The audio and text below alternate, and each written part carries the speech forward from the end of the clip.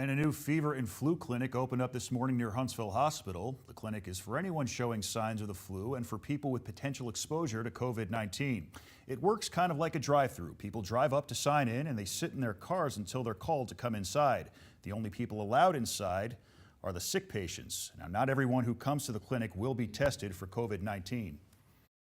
It's a very clean facility. They're doing a great job. I highly recommend anybody who thinks they might have been exposed, come get tested, because you could have negative, or mild symptoms, but still have it and expose other people.